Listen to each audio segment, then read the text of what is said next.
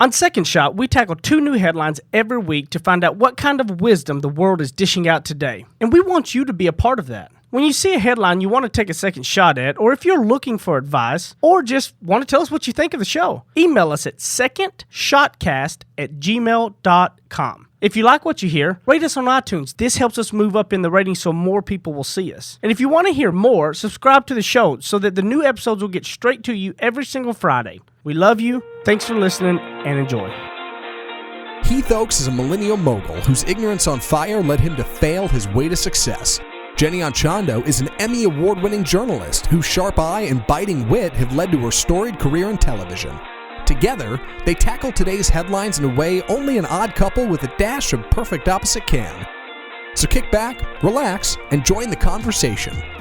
This is Second Shot with your hosts, Heath and Jenny. Well, happy late 4th of July, everybody. How are you? Yes, happy 4th of July. I think that holidays should be celebrated all week long, so the fun continues. A lot of people will have, people who work normal jobs, and I don't know how many of our listeners work normal jobs, but they'll have off the holiday and then the day after, and then, the weekend, so they'll make like a fun little 4-day weekend out of it. We got a short little small crew, small but mighty. We got Zach and, Already messing the this thing up. habit. We got Matt and Jenny because Zach has left us because he's not cool enough to be here today.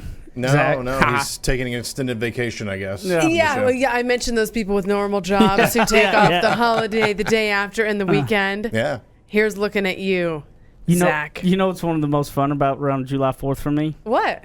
Is I can buy a lot of black cats and save them up to scare you and other people for the rest of the year. That's not what the 4th of July is about. Is. There's nothing better than like hiding when somebody's sleeping and putting blackjacks under the bed and lighting them and like pop, pop, pop, them getting woke up to it. Who does that? I do. Like in the house? Yes, everywhere. Yeah. It's great. Were you a big fireworks kid growing up?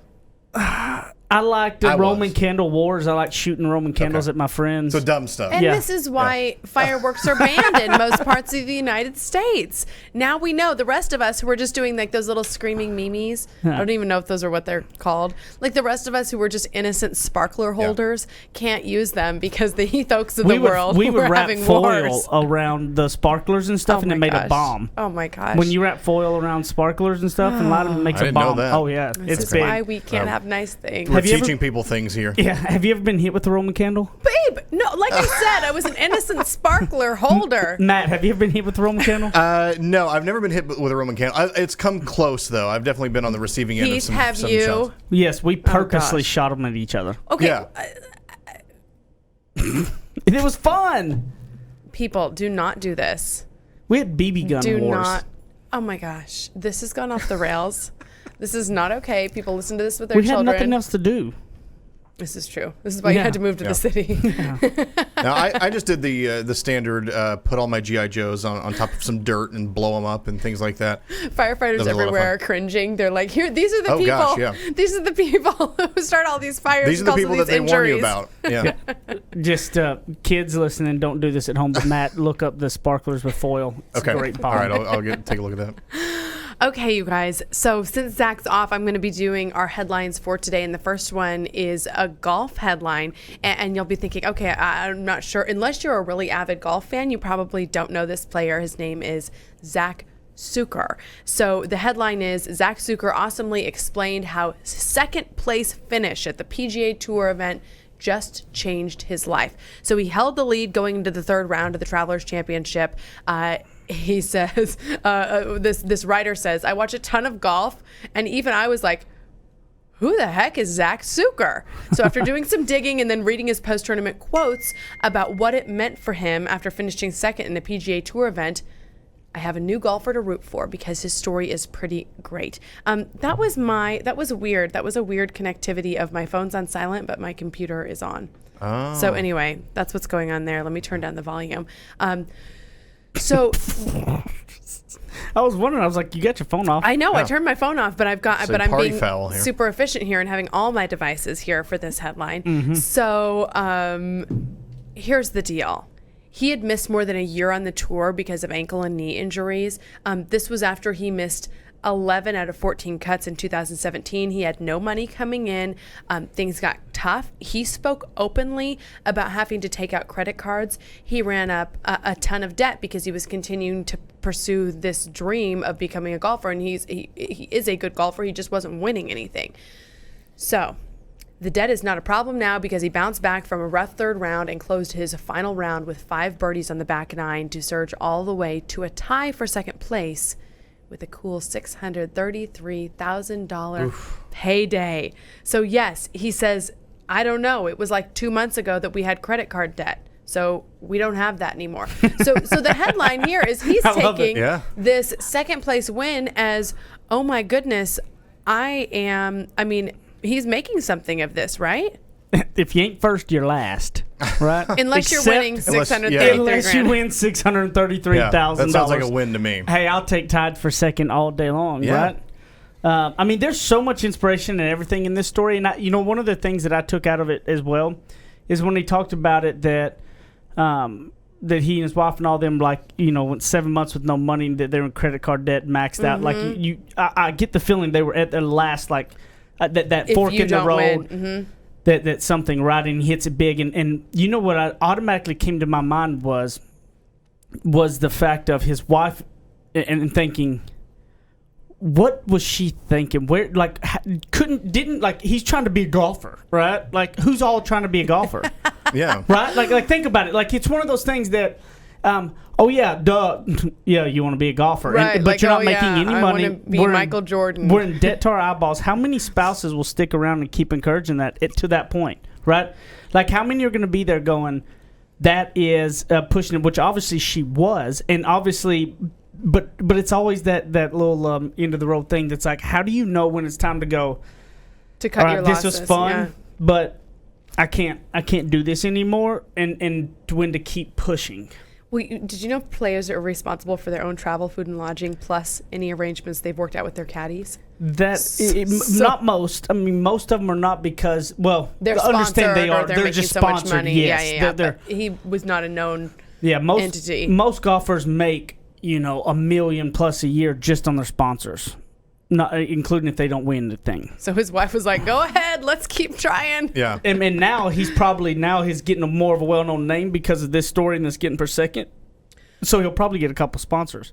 What I really like, and I think that's a great point about his wife and his family and figuring out when are we going to cut our losses and transition into a different career path. Because that's a big dream to be a professional golfer. Well, yeah. And we don't know if his wife was working too. She may have been kind of holding down the fort, financially and things like that, and maybe not traveling with him like many of the professional athlete wives do. But when I saw this, I thought it was interesting to think about how he is so honest. Instead of stepping into this and saying, yeah, that's right, I just got second place. Oh, yeah, $633,000. Because the rest of the world envisions if you're a professional golfer, you are living the highlight. So I really appreciate how he brings this himself and everybody else back to reality and saying, no, we have credit card debt. We opened up credit cards to finance this lifestyle. We didn't like doing it because I think that so many of us do aspire to have these so-called glamorous jobs and things like that and think, oh, that that's going to be really great. Again, hearing, gosh, most golfers are millionaires. I want to do that. Well, he's being realistic with the public and not trying to put on airs and not trying he's just to a giddy kid that oh my God, I'm like, get to eat. Yes, yes. Yeah, and it wasn't like he was saying, oh, we're going to go buy all this stuff now, because he's like, no, we're just going to pay off this debt and continue working and continuing to hustle. So I'm curious, Heath, in your, business ventures and things that you've gone into over the years, have you ever do you have like a rule of thumb for when to sort of cut your losses? Like, okay, I've spent and this isn't working, or I'll spend up to this point, and if it hits, then I keep going. Only when you don't believe in it anymore. That's my biggest thing. Is like if you lose belief, stop, because you're not going to make it. Like if you personally lose belief in what you're doing and what you're going for, I say turn around, because you're not going to make it unless you believe. You have to have that belief and faith in yourself and what that is. So I'm going to play devil's advocate on this because I like that. Don't we all have some sort of self-doubt from time to time? Yeah, but here's the thing is, like, when I started in the insurance business, like, here, my thing was, it's not like I loved the insurance business at first or anything about it. Sure. But I had a belief that I had something more to do, and there was nothing else out there for, like what was I going to go do? Go make minimum wage, go do whatever, go get a salary job, not make any money hardly because I didn't have a degree, I didn't have the education.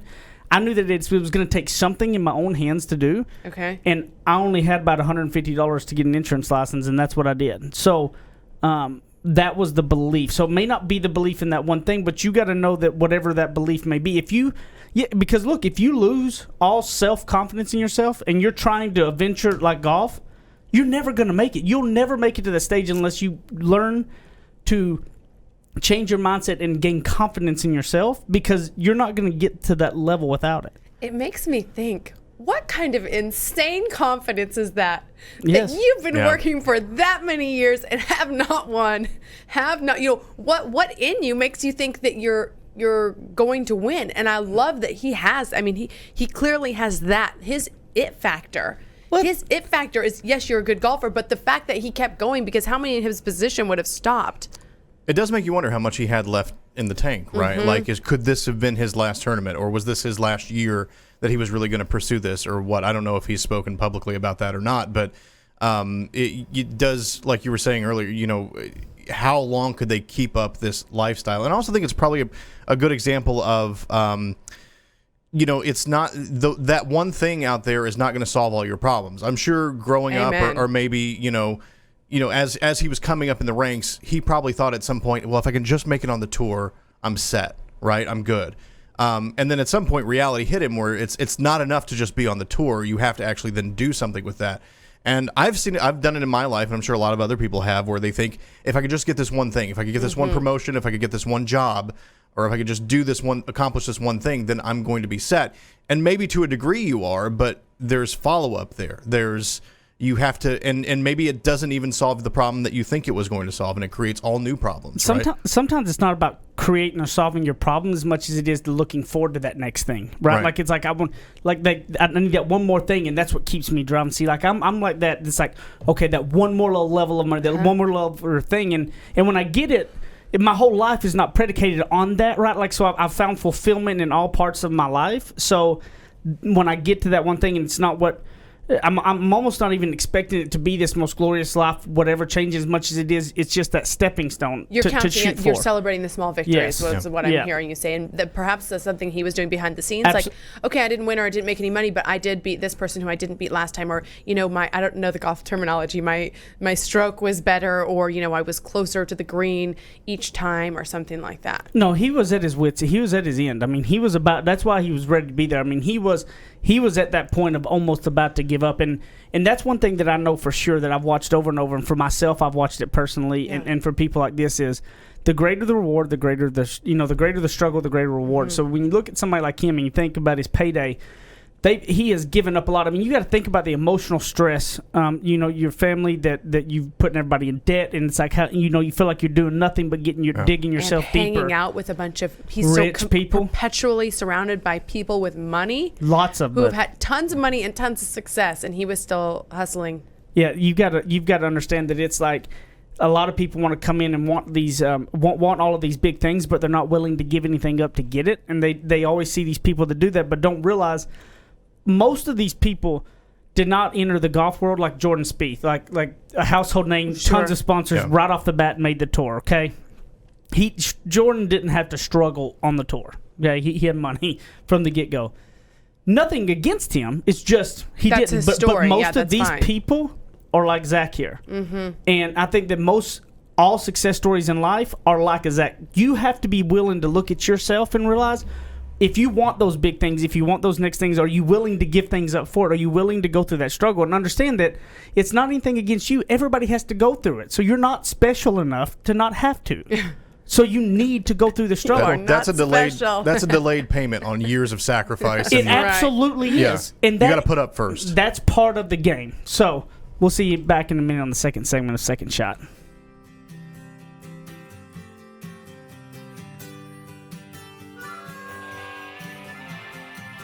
He makes up words, she translates them. Heath and Jenny host more of Second Shot, coming up on RNCN. To all of my friends in the great state of Texas, if you have not taken advantage, I have a way to save you a ton of money. I have saved over about $3,000 in the last year, and I have no hassle. Go to energyogre.com, put in the promo code SECONDSHOT. Now listen, promo code SECONDSHOT, and you're going to get a free month just for signing up and saving a ton of money. So don't be crazy. Stop sitting around talking about, is this the real deal? And go do it right now. energyogre.com, promo code SECONDSHOT, and a free month. Thanks. Go get it now. Run.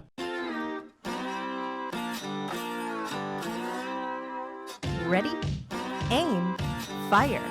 Second Shot is back for another round on RNCN.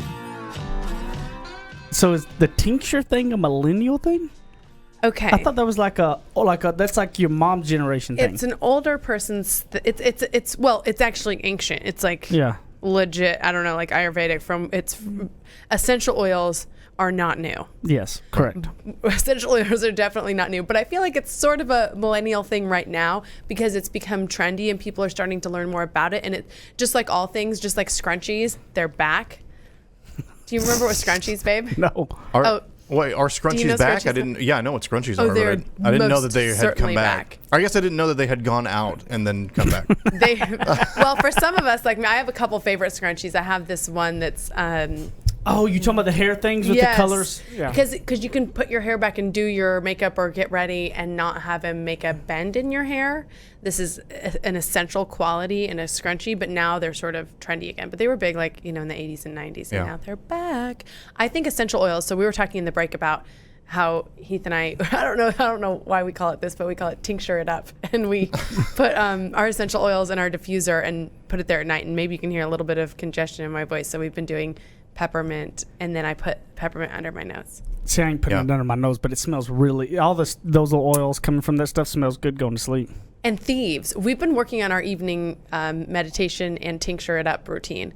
And Thieves oil, which again is not like a new thing, it's been marketed as such, but it's an old blend that's known for, I hope I'm not saying essential oil experts, let me know if I'm totally wrong in this, but basically cleaning, fending off disease, fending off infections, things like that. Not trying to say it's going to like save you from having to go to the doctor, but it's a thing. I feel like it's one of those things that on this next headline is what a lot of people order these like under. You know what I mean? Yeah. What is Thieves oil? Is that like a blend of something? It's a blend, and people use it to clean. Like we have it as like a floor cleaner, cleaning solution.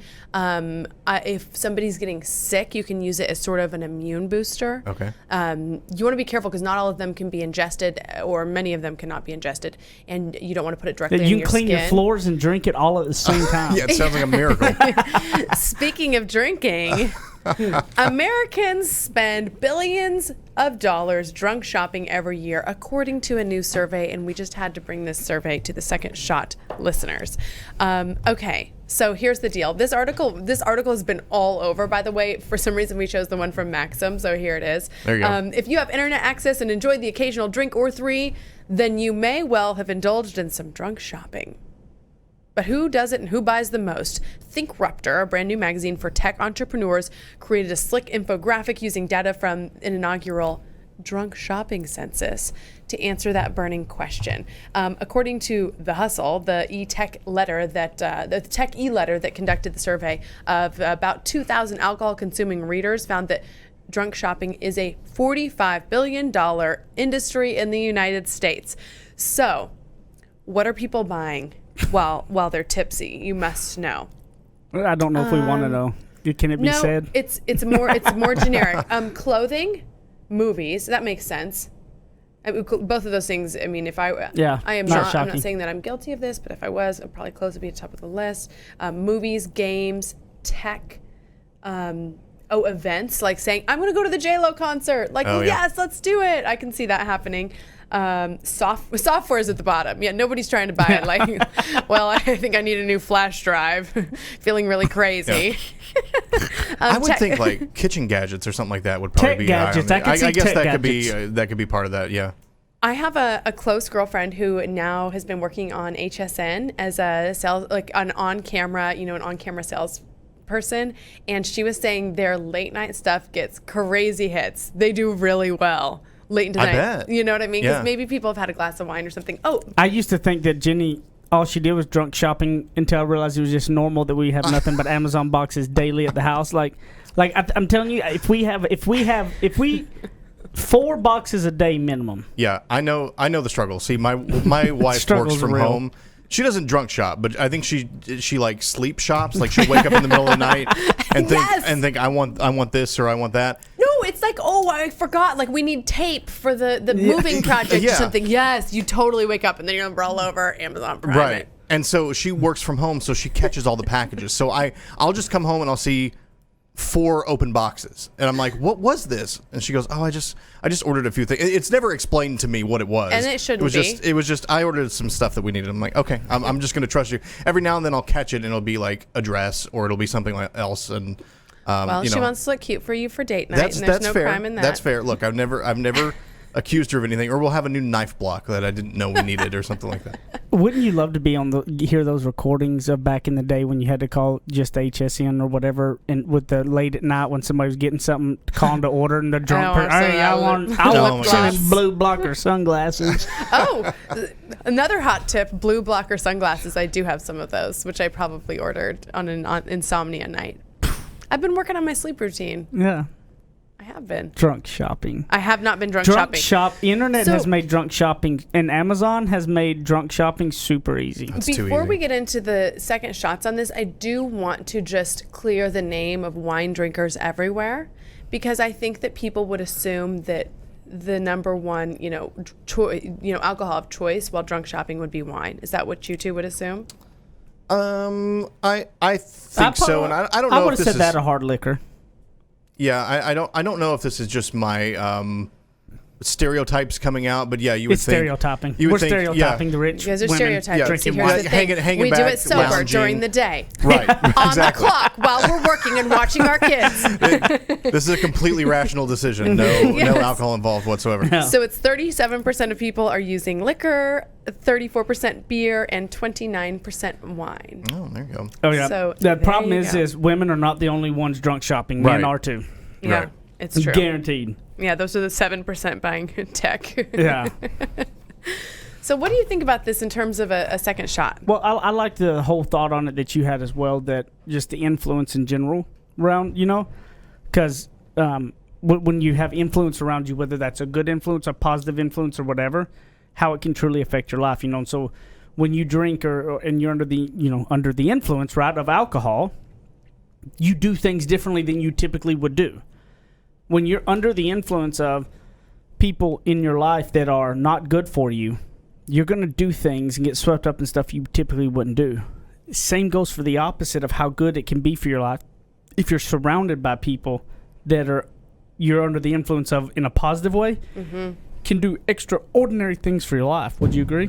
100%. Yes, absolutely. And yeah. And I think we also, even if we don't mean for someone to be in our life, we look at them and see them and we let them influence us. I know this because I'm somebody who has to be cautious of myself doing it. So I'm not saying, oh, all of you are doing this and I'm not. I think we all can do this, and we let people influence us, and we don't know the real story behind whatever their experience is. So yeah, I think that this is just a good kind of take at, okay, yes, drunk shopping, haha, but also what are we doing under the influence of others because other people are saying this. Now I think that it works in the reverse as well. So people who, if we're on a certain path, but we look at another one and it is more of a positive path, trying to be more influenced by those types of people. Listen to more of that kind of content, read more of those types of books, hang out with more of those people at lunchtime. Like, when you're going to those events that you go, events. oh, I'm not going, over and over, and Yeah. go to them, meet people. Even just, in your following of people on social media, or, just your daily circles. It can be like a virtual circle, or it can be an in-person circle. Even with, like, I try to be really intentional about the moms that I hang out with. And I love a mom that already has a couple of children, because she's like mentor mom. Like, she's been through it. You know what I mean? Yeah. And she's got a couple kids, and she's like, oh yeah, Jenny, this is how this works, and this is how this works. And I love that, because I can sort of be influenced by her in a positive way and have her help me through my struggles. So that doesn't just work with work. Well, and I think that when if you take a look around the things that are influencing you, your family, your kid, and all that, it's getting that changes, because what influences you matters. And that's kind of the old thing Zig used to say. I ain't talked about Zig in a while, have I? You haven't, babe. And I actually brought up a John Maxwell quote to really make it a Heath episode. Yeah, and you just about yanked my headphones off. Sorry, babe. I got excited about I was going to bring up this. You were influencing my headphones. I was, sorry. Yeah. Bad influence. Yeah. So Zig always said, what goes in your ears comes out your mouth. And I think that's so true. I really do. I believe that who you're around and what you do. But you've... here's the thing. A lot of people will say you're looking for something special, right? Say you want to find that perfect mentor or something. You have to go put yourself out there and get around the influence of those people, which there are all of these things, networking events and mixers and stuff, that all these people are like, oh, I'm not going to that. That's going to be boring. Those are weird. Well, that's what it's going to take. Mm-hmm. The person that you're wanting to meet and be influenced by is not going to just magically show up at your doorstep. Not going to happen. Right. They're not looking to influence. They're not looking to when you look at other work people, with people. When you look at other people and go, oh look, they're surrounded by these people. I want to. They're lucky. They're surrounded by them. I want to be. Well, you have to get up off your butt and get out there and go have a chance to be influenced by them. They're not going to show up to your doorstep. Mm-hmm. Almost like we're just letting the easy things influence us, like an apathy with regard to who we're around. Yep. Is that what you're saying? Yeah, yeah. I mean, and it can be good or bad. Yeah, I totally agree. So you tweeted this quote, and I just wanted to read it because I think it relates a little bit to this. It's by John Maxwell. It says, most people are willing to grow only enough to accommodate their problems. Instead, they need to grow enough to achieve their potential. So it's like, I'm just going to, I think, making enough money is like the simple way of explaining it, or the way that I heard this initially, like, oh, I just need to make enough to just pay the bills or whatever. But like, what if you just totally blew it out and you were able to help a ton of people and really donate to that charity you wanted to, or really, start an international charity, whatever. Yes, like any of those things. So I thought that was good. And in the vein of being influenced by people, I want to be influenced by that quote and really hear that and feel that. Well, I think it's very important to understand, too, that if the people you want to be influenced by aren't real enough to understand and be honest about all the stuff, there's like I tweeted another one the other day that said, of course I struggle. I just didn't quit. Because all of us struggle. All of us go through our highs and lows in life, and all of us are going to go through our ups and downs with it. But luckily I know for like me and my wife, for instance, we have positive influences around us that when those happen, we can help pick us up. And I pray for that for other people too. Yeah, definitely. That you've got, but you know what? That didn't just happen because we woke up and we had good people around us. You have to get off your butt and get out there and make friends, people in areas and in spots and things that are essential to you and what you're looking for. You have to make an effort. It just doesn't happen. We'll be back in a minute on the third segment of Second Shot.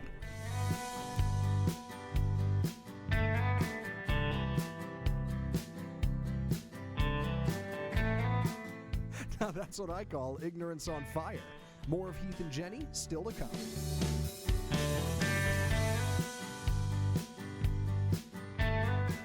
You guys have been listening to Second Shot and hearing us talk about it. You need to go pick up my book, Ignorance on Fire, A Journey of Failing Your Way to Success. You can get it on Amazon in a paper book. You can also hear this beautiful voice of mine in audiobook style on Audible or anywhere you're going to get your audiobooks. Guys, this book took a lot of time to put into it, and I believe it can really be some life-changing stuff to help you on your path to success. And hopefully you're going to fail your way to success just like I did. Ignorance on Fire, A Journey of Failing Your Way to Success. Amazon.com, Audible.com, audiobooks, paper books, everything. Get it, share it with your people, and I appreciate it. Thank you guys. Go pick it up today. Kick off your boots or suit up. The choice is yours. Welcome back to Second Shot on RNCN.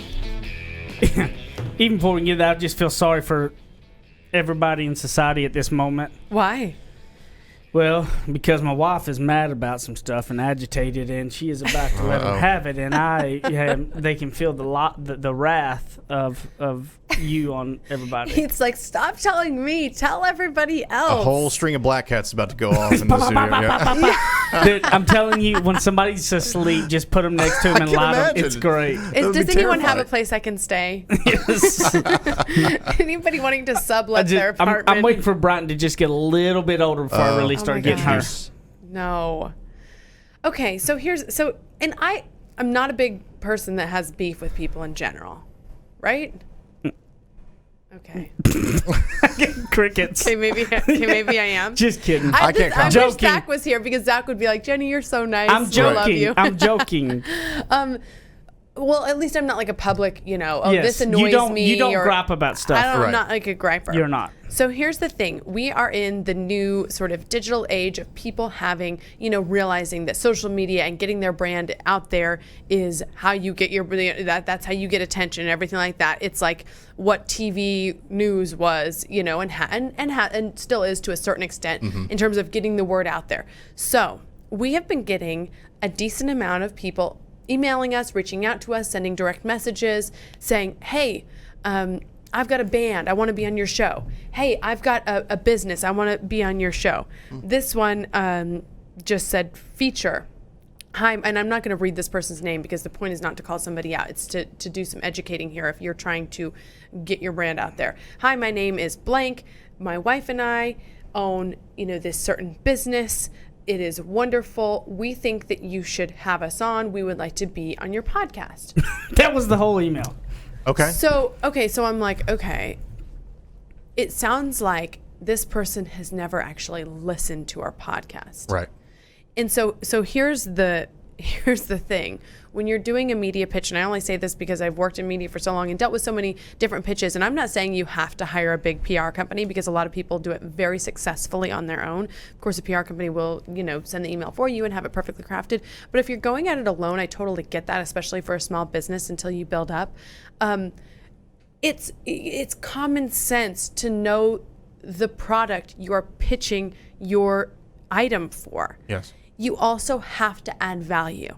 So if You you're, have to add you have value. to add value because otherwise that's an advertisement, and guess what? People pay for advertisements. Yes. People pay a lot of money for advertisements, and that is fine. And all podcasts are open to doing that. But when we have a guest come on the show, We want them to bring value. we want them to bring value. We want them to teach. The last couple weeks we had an operation organization. She was giving step by step how to work through your email. She wasn't coming on there and just saying, hey, you should hire me, because saying that doesn't work. The only thing that works, gets you hired, is showing what you can do.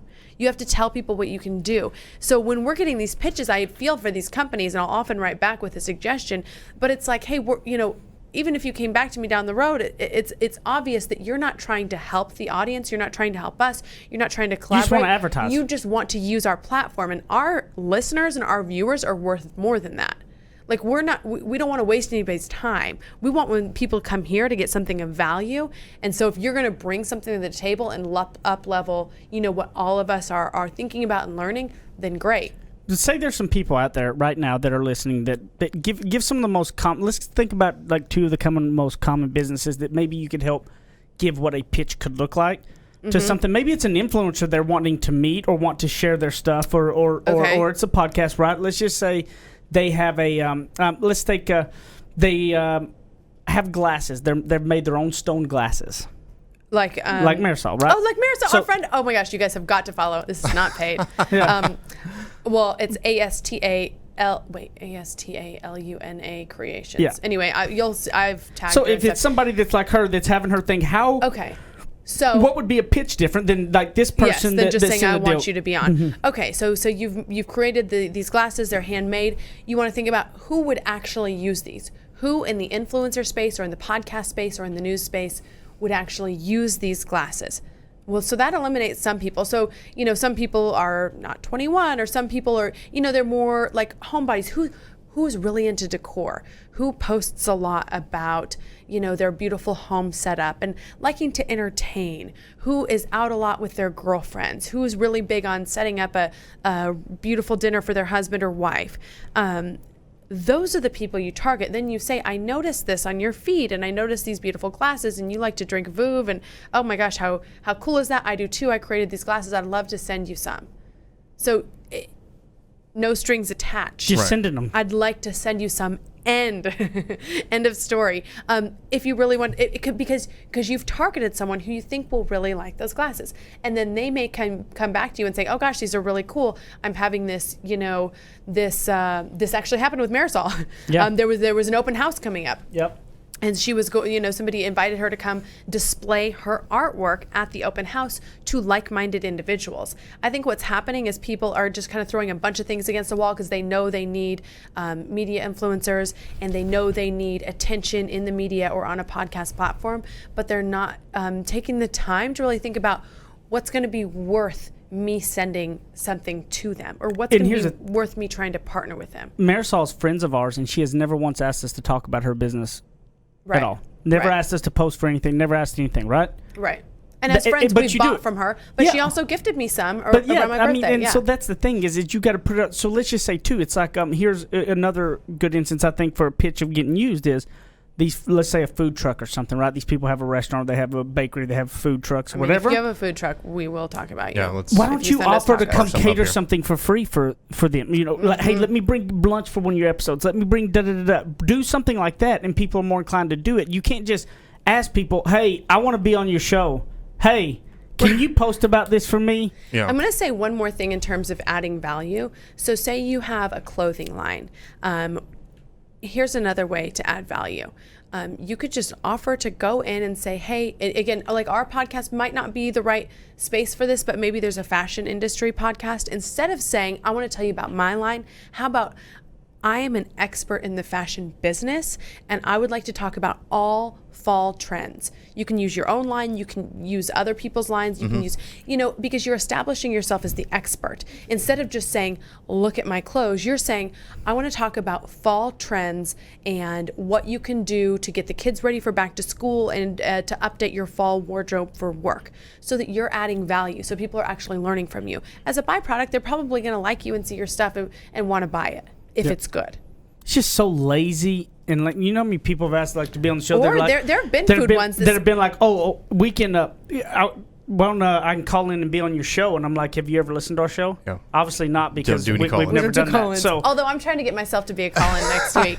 but I mean, it's As an just that's exception. the most annoying stuff to me. Yeah. And it's like, it's And lazy. We It's love lazy. the people who are, if you are, and we know if you're following the show and then pitching. Yeah. We You can love tell. that. But if you know the style of the show, unless you have sort of an inspirational story or something motivational or something tactile for for our audience, then it's not going to make sense. So I hope that was at least helpful if you think are so. trying to get your stuff out there. Yeah, and I think people have. I think people learned this a little bit as time went on with the news media, although certainly not perfectly. I mean, I've probably told this story before on this show, but in my previous life, I was a producer for a political talk show, Afternoon Drive, so one of the big time slots in radio, and we would get pitches for things like, I'm not going to, I won't say it was specifically them, but say we would get pitches for Grapevine Wine Fest or something like that. And it's like, we're never going to do that segment because that's not what we do. If you'd taken a minute to listen to the show,